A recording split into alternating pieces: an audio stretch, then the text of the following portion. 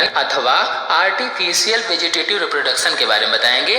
तो पूरी जानकारी के लिए मेरा पूरा वीडियो अंत तक ध्यान से देखिए और यदि अभी तक हमारे चैनल को सब्सक्राइब ना किया हो तो सब्सक्राइब जरूर कर लीजिए। चलिए शुरू करते हैं।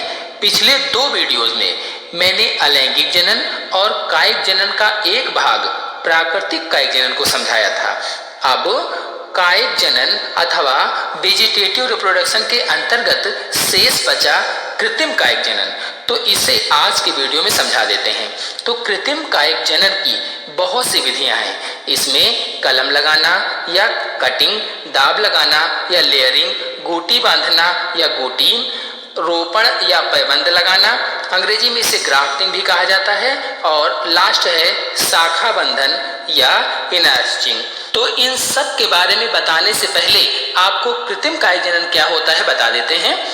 पौधों में इस प्रकार का जनन मनुष्य द्वारा स्वयं कराया जाता है, मतलब मनुष्य ने अपने उपयोग के लिए इस प्रकार के जनन का सहारा लिया है, अथवा मनुष्य ने अपने लाभ के लिए कायिक जनन की अनेक विधियों का विकास किया है।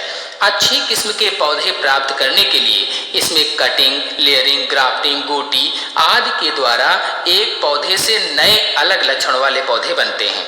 तो चलिए अब कायिक जनन की सभी विधियों को एक एक करके समझा देते हैं। तो पहली विधि है कलम लगाना या कटिंग। तो इस विधि में तने के कलिका युक्त छोटे छोटे टुकड़े काट लिए जाते हैं। इन टुकड़ों को कलम कहते हैं।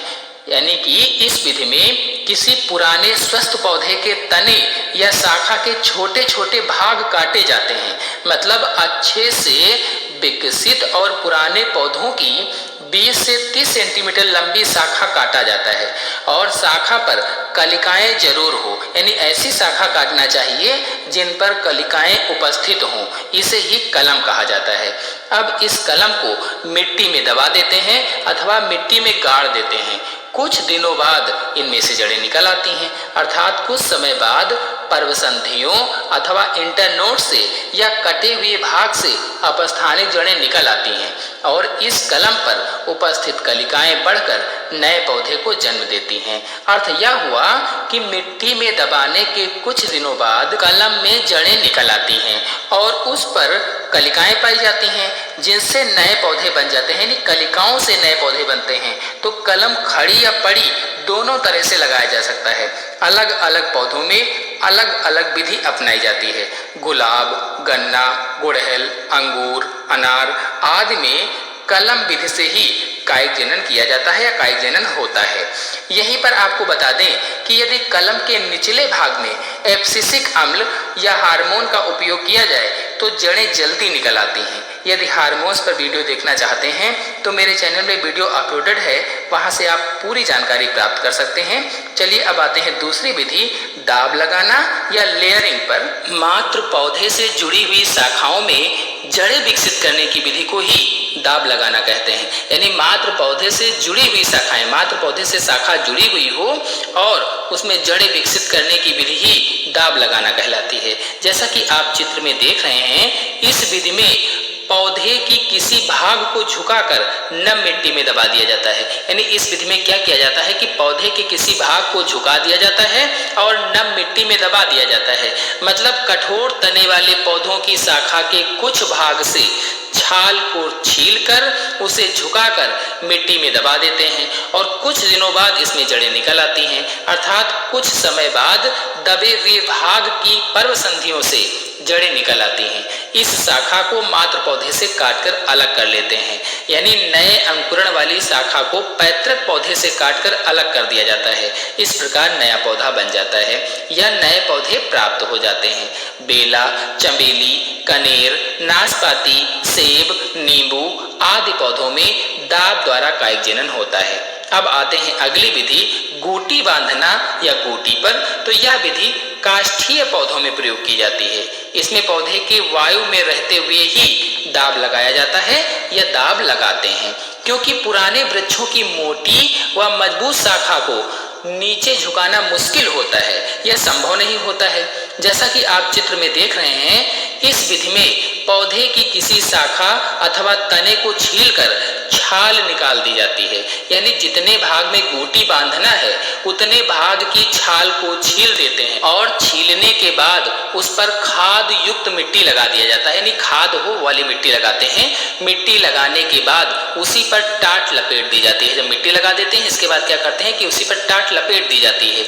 मिट्टी को नम रखने के लिए एक घड़े में छेद करके उसके ऊपर लटका दिया जाता है।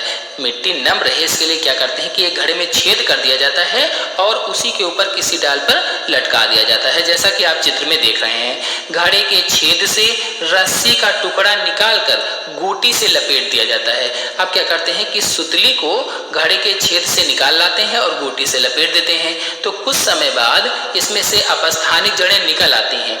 अब इस शाखा को गोटी के निचले भाग से काटकर मिट्टी में लगा दिया जाता है। इस प्रकार से नया पौधा बन जाता है। तो कुल मिलाकर देखा जाए तो गोटी लगाने के अंतर्गत वृक्ष की शाखा की छाल को छीलकर मिट्टी लगा देते हैं और मिट्टी लगाने के बाद उस पर टाट लपेट दी जाती है और नमी बनाए रखने के लिए एक घड़े को उसी शाखा के ऊपर वाली किसी शाखा पर लटका दिया जाता है और घड़े में छेद कर दिया जाता है। उसी छेद से एक सुतली वाली रस्सी लेकर गोटी पर लपेट दी जाती है, यानी वहां छेद से और इधर गोटी पर लपेट देते हैं और घड़े में पानी भर दिया जाता है ताकि धीरे धीरे पानी आता रहेगा और गोटी सूखेगी नहीं। कुछ दिनों बाद गोटी में जड़ें निकल आती हैं और उसे काटकर अलग लगा देते हैं। इस प्रकार से नया पौधा जन्म ले लेता है, नए पौधे का जन्म हो जाता है, विकास हो जाता है।